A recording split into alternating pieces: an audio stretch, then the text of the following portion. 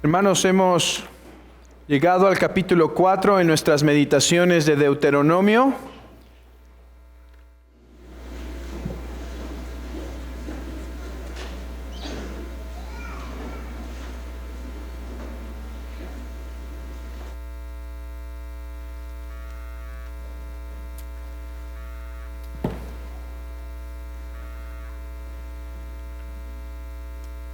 Hermanos, hemos llegado al capítulo 4 en nuestras meditaciones de Deuteronomio. Este capítulo está lleno de verdad, mucha teología aquí, hermanos, muchas cosas que podríamos desarrollar. Un inconveniente de las breves meditaciones es que no podemos ser abundantes en los puntos, y dos, ni siquiera podemos tocar todos los puntos. Siempre tenemos que enfocarnos en un principio, una verdad y desarrollarla, o dos verdades. Aquí tenemos mucho, hermanos, mucha doctrina, muchas exhortaciones, pero me limitaré a esto. Este texto pone delante de Israel una demanda. Dios demanda algo de su pueblo. Recuerden, hemos estado considerando una narrativa en los capítulos 1, 2 y 3 que nos ha estado contando o recontando la historia de Israel de forma resumida. ¿Recuerdan? En el capítulo 1 se empieza a decir: Israel, tú eras tal, y yo te rescaté. Y empieza a narrar el caminar de Israel y demás. Hemos visto que la razón de esta historia es para enseñar al pueblo. La historia nos enseña varias cosas, sobre todo la historia de los hechos de Dios, los actos de Dios, y la historia de nuestra propia conversión, de nuestra propia vida. Y hemos visto los principios que sale de ello. Pero llega Moisés al punto clave de narrar la historia. ¿Para qué Moisés narra la historia de Israel en los capítulos 1, 2, 3 y 4? 1, 2 y 3, para llegar al versículo 1 del capítulo 4. Lean conmigo. Ahora pues, aquí tenemos a el predicador. De hecho, yo les dije que Deuteronomio debe ser entendido como literatura de sermón. Es un género de oratorio, de manera de oración, de manera de exposición. Entonces Moisés ha narrado la historia de Israel y llega al capítulo 4 y dice: ahora pues, aquí tenemos a el predicador haciendo aplicaciones, llevando al pueblo de Dios a obediencia a la luz de las misericordias de Dios.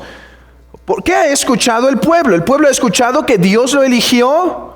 El pueblo ha escuchado que fueron rescatados, que fueron preservados, que fueron guardados en el camino, que Dios los perdonó sus pecados constantemente, que Dios ha sido paciente con ellos. Ahora pues, Israel. Hermanos, esto es semejante a lo que hace el apóstol Pablo en Romanos 12 y en otras de sus epístolas como Efesios, Colosenses y demás. En primer lugar, Romanos empieza los primeros 11 capítulos diciendo: estas son las misericordias de Dios, estos son los actos de Dios, que siendo nosotros pecadores, Dios envió a su Hijo para que muriera por nosotros, y ahora nos ofrece perdón y nos ha dado el Espíritu Santo y nos da promesas, y tenemos la promesa de la glorificación y demás. Por tanto, dice Pablo, a la luz de estas misericordias, les ruego, hermanos, que presentéis vuestros cuerpos en sacrificio vivo. Eso es lo que dice el apóstol Pablo. Así que esto es semejante. Ahora pues, oh Israel, oye los estatutos y decretos de Jehová. Hermanos, la razón por la cual debemos crecer en conocimiento no es solo con el fin de aprender más intelectualmente, sino de poder conocer más intelectualmente para poder vivir más conforme a su voluntad. El propósito por el cual promovemos como iglesia diferentes doctrinas, mucho material de estudio y demás, es a fin de que la iglesia conozca mejor y conociendo mejor, viva mejor ante Dios. Os ruego por las misericordias de Dios que presentéis vuestros cuerpos en sacrificio vivo. Es lo que está diciendo ahora Moisés. Ahora pues, oye Israel, oye los estatutos y decretos que yo os enseño. Y en resumen, ¿qué demanda Dios del pueblo redimido? Hermanos, ¿quién es Israel? Pongamos esto en contexto brevemente. ¿Quién es Israel? Israel es un pueblo rescatado por gracia de Egipto, ¿cierto? Bueno, este pueblo rescatado por gracia, Moisés le dice, ahora pues Israel, guarda los estatutos de Jehová tu Dios. Aquí está todo lo que vamos a aprender en el capítulo 4 y en capítulos siguientes. Dios demanda del pueblo redimido obediencia. Dios demanda del pueblo redimido obediencia. Vean el versículo 1. Ahora pues, oh Israel, oye los estatutos y decretos que yo os enseño para que los ejecutéis y viváis y entréis y poseáis la tierra que Jehová, el Dios de vuestros padres, os da. Versículo 6. Guardadlos pues y ponerlos por obra. Guardarlos pues y ponerlos por obra. Hermanos, Dios demanda obediencia de su santo pueblo. El pueblo de Dios debe atender a sus mandamientos. El pueblo de Dios debe obedecer la santa voluntad de Dios. Nosotros no somos como algunos que piensan que la gracia elimina la obediencia. ¿Saben que hay algunos en nuestros días así? No solo en nuestros días, siempre los ha habido. Pablo tuvo que confrontarlos. ¿Y qué se dice? Bueno, debido a que hay gracia, ya no es necesaria obediencia. Más bien, podemos vivir en desobediencia porque Dios es lleno de gracia para con nosotros. Algunos piensan de esa forma, pero las Escrituras a nosotros no nos dejan pensar así. ¿Por qué? Porque Dios desde el principio ha requerido obediencia de su pueblo. Tengo que aclarar, Dios demanda obediencia no solo de su pueblo, de toda criatura, porque hoy en esta mañana tenemos aquí personas que son del pueblo de Dios y personas que no son del pueblo de Dios. Hay algunos que no están en Cristo y por lo tanto no son del pueblo de Dios, no son hijos de Dios. Más bien son criaturas de Dios, pero no están en Cristo y no son su amado pueblo. Bueno, si eres criatura y no eres todavía de su pueblo en Cristo, aún así le debes obediencia. Pero Dios de su pueblo demanda una obediencia particular. Ahí tenemos a la primera congregación en el huerto del Edén, donde Dios demanda de Adán y Eva obediencia y sometimiento. El pueblo de Dios puede vivir con Dios en armonía y el pueblo debe someterse. Pero ¿qué pasa? Se rebelan. Bueno, Dios pone a Abraham como la primera manifestación pública de su pueblo. Y entonces, ¿qué demanda Dios de Abraham? Sal de tu tierra y de tu parentela y ve a esta tierra que yo te voy a dar por heredad. ¿Y qué tiene que hacer Abraham? Tiene que obedecer. Dios ha tenido un pueblo desde el principio de la creación y lo tendrá hasta el fin de la historia, y este pueblo está llamado a obedecer la voluntad de Dios. Hermanos, la gracia no elimina la responsabilidad de obedecer. Aclaro, La gracia elimina la condenación de la ley. ¿Sí? La gracia elimina la condenación de la ley, porque dice Gálatas capítulo 3 que Cristo se hizo maldición de la ley para que nosotros pudiésemos ser librados de esa maldición. Y por eso Pablo dice en Romanos capítulo 8 versículo 1 que no hay ninguna condenación para los que están en Cristo Jesús. La gracia sí elimina. Cristo Jesús pagó nuestra culpa. La gracia sí cancela nuestra deuda en cuanto a culpa, pero no cancela nuestra responsabilidad moral de obedecer a Dios. Sus mandamientos morales en el Antiguo Testamento y sus mandamientos en el Nuevo Testamento siguen siendo vinculantes, siguen siendo nuestra responsabilidad de obedecer. La gracia no los elimina. Es más, la gracia de Dios nos capacita para obedecer. ¿No dice eso en Jeremías capítulo 33? Y os daré un corazón nuevo y haré que anden en mis estatutos y guarden mis preceptos. La gracia no solo no elimina la responsabilidad de obedecer, más bien la realza. Hermanos, nosotros no obedecemos para ganar el perdón de nuestros pecados, porque eso es imposible. Amigo, no promovemos esto aquí. Por eso diferimos con Roma y con cualquier otra religión. Porque en esta iglesia, la iglesia de Cristo, de todas las eras, nunca se ha promovido que tienes que obedecer la ley para ganar tu salvación. No puedes. Porque ya eres violador de la ley, ya la has quebrantado. No hay una escalera al cielo. No es que puedes hacer una buena obra y pone un travesaño, y puedes hacer otra y pone otro escalón. No hay forma en la que nosotros podamos llegar al cielo por nuestra obediencia. Tiene que ser un regalo.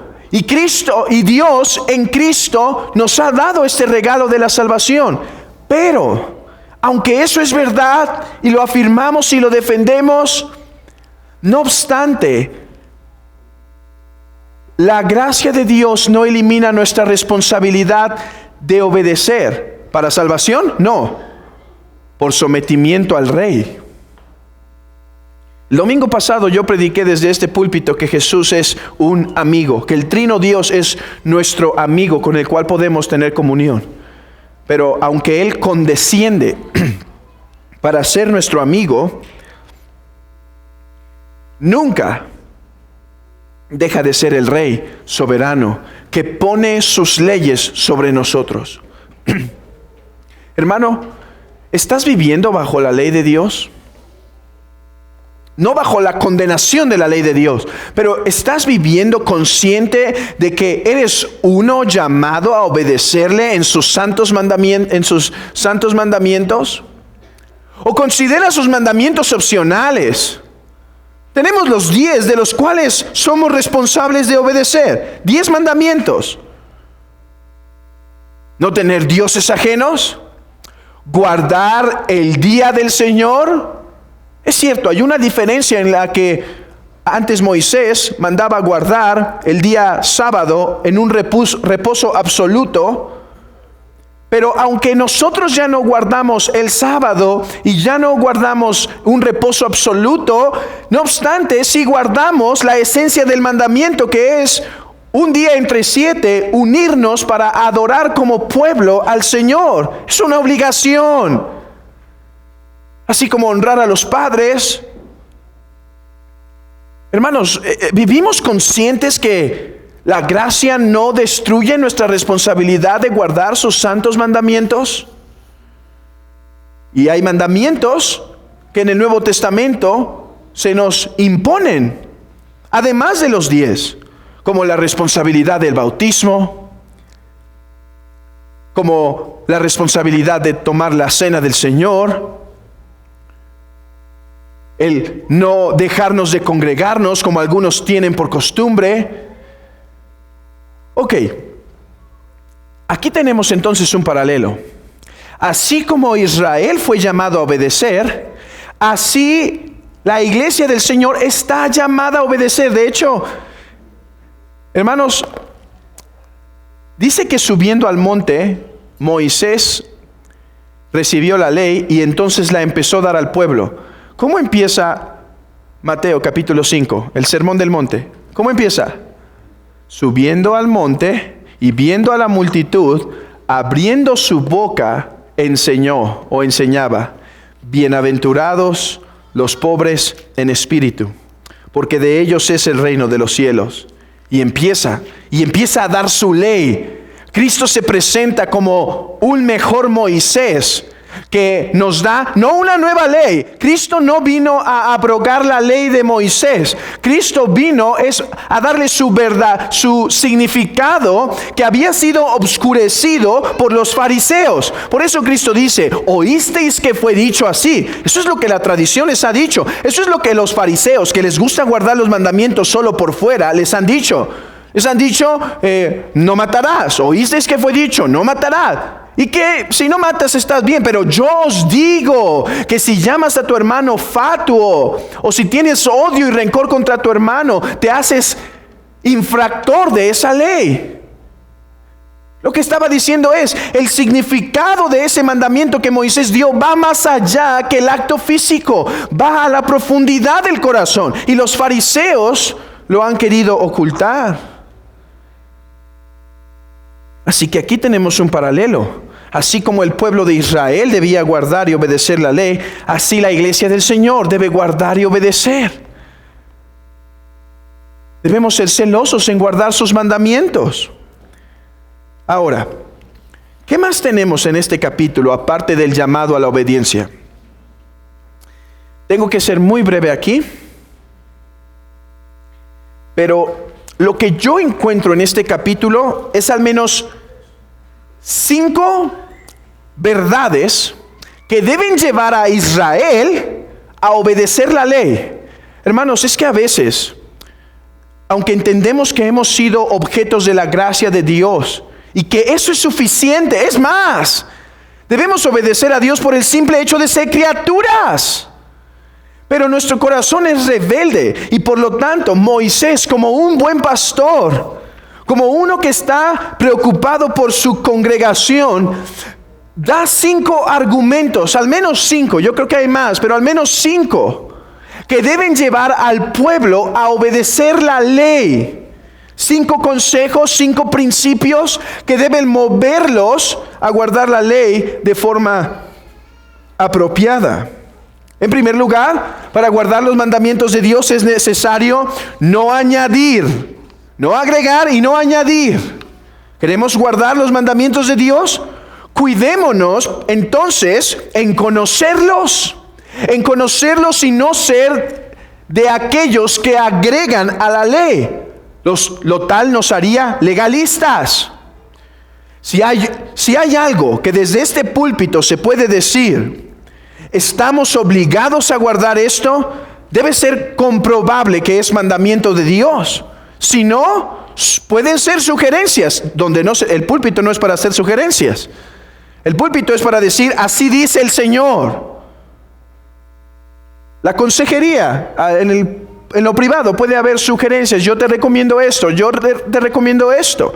Pero en el púlpito, lo que debe salir de aquí debe decir, a la luz de esto, el Señor nos manda esto, y es claro entenderlo. Porque si no, caeríamos en legalismo, añadiendo a los mandamientos de Dios. Es cierto, somos llamados a vestirnos con modestia. La mujer es llamada a vestirse con modestia, el hombre también, porque hoy en día ya esta exhortación no solo tiene que ser hecha a las mujeres, sino debido a la ropa tan extraña que la moda está creando, los hombres deberían ser advertidos de vestirse varonilmente. Pero no hay un estándar exacto, no hay un manual de vestimenta que yo pueda decir, y por lo tanto, hermanas, deberán usar de ahora en adelante tal esmalte que no es provocador, tal cosa que no es así o de una forma. No, como iglesia debemos ser muy celosos de no añadir a la ley de Dios, de no poner más allá, de no demandar de los cristianos algo que Dios no demanda. Algo muy delicado. Hermanos, muy delicado. Demandar algo del pueblo de Dios que Dios no demanda es poner al predicador o al líder de la iglesia o al pastor como Dios sobre la congregación. A mí me gusta esto, por lo tanto quiero que lo guarden así. A mí me gusta esto, por lo tanto quiero que lo hagan así.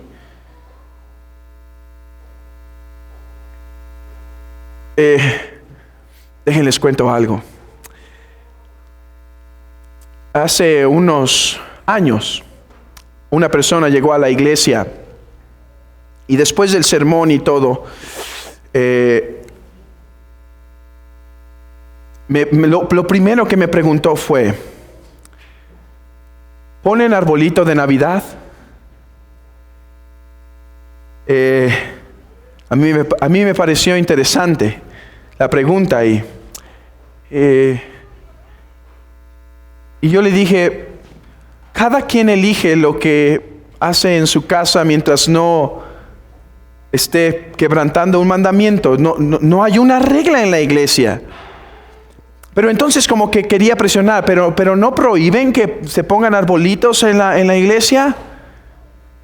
No, en la iglesia no ponemos arbolito, pero no prohibimos que alguien en su casa lo ponga. En la iglesia no adornamos porque no hay un domingo más especial que otros. Para nosotros los 52 domingos del año son dignos de ser celebrados con todo el gozo, pero eso no quiere decir que vamos a ir a revisar a las casas si tienen arbolitos o... Claro, no estoy diciendo que vamos a promover que los hermanos adoren un pino y se inclinen ante él, o que mientan a sus hijos con Santa y cosas así, pero eso no quiere decir que vamos a prohibir algo desde la iglesia. Algo cultural, si quieren hacerlo está bien. Claro, si es un altar de muertos, pues vamos a hablar muy seriamente con ese hermano, pero el punto es este. Y yo le dije, pero por favor, vamos a sentarnos. Era cuando podíamos tener nuestro ágape. Vamos a sentarnos para poder conversar. No, me tengo que ir. ¿Por qué? Porque tengo que irme a trabajar. Y yo le decía, ese sí es un mandamiento, que debe apartar el día del Señor para adorarlo a Él. ¿Pueden ver?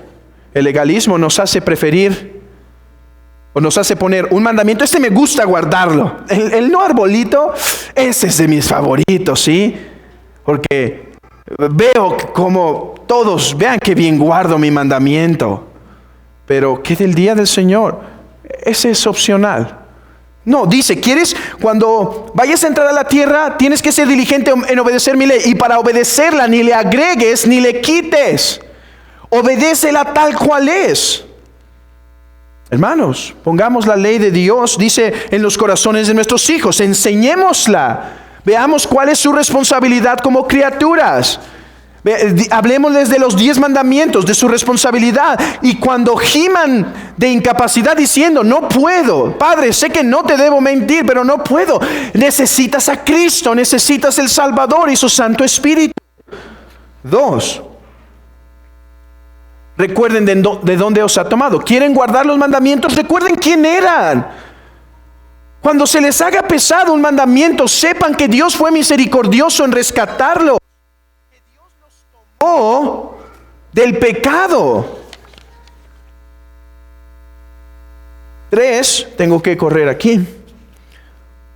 Guarda tu corazón cuando tengas prosperidad. Cuando te esté yendo bien, no olvides su ley. Manténla fresca, porque ese va a ser una tentación. Que cuando está yendo bien nuestra vida, olvidemos sus mandamientos. Guarda tu corazón, manténlo vigilando. 4, recuerda el privilegio que tienes. Dice, otros dioses, a ellos se les han dado las estrellas y los ídolos para que los adoren. Los otros pueden adorar el madero, pero a ti se te ha revelado Jehová, el Creador, para que lo adores. ¿Que por qué tienes que obedecerle? Mira tu privilegio. Dios tiene comunión con el pecador y aún le habla. Hermanos, ¿cuántas religiones no andan buscando la voz de Dios por ahí? Y a nosotros dice, yo me he acercado a ustedes. Camina en mi santa voluntad. Y 5. Medita en quién es Dios. ¿Te cuesta guardar cierto mandamiento? Bueno, recuerda que Él es celoso y que Él se enoja contra el pecado. ¿No dice eso? Aprende pues hoy y reflexiona en tu corazón que Jehová es Dios arriba en el cielo y abajo en la tierra y no hay otro. ¿Celoso? Hermanos, como pueblo de Dios hemos de ser diligentes en no olvidar su santa ley, porque Él se complace en que su pueblo camine. Y cuando su pueblo camina en desobediencia, el Padre bueno tiene que obrar para santificar a su iglesia por medio de disciplina y por medio de su vara, su santa vara. Hermanos, este es el llamado que Dios hace a su pueblo y a su iglesia. Demos gracias a Cristo Jesús, que nos libra de toda condenación. Hermanos, no somos llamados a obedecer la ley para ganar nuestro perdón. Eso es imposible. Demos gracias que Cristo sí guardó la ley perfectamente y que ahora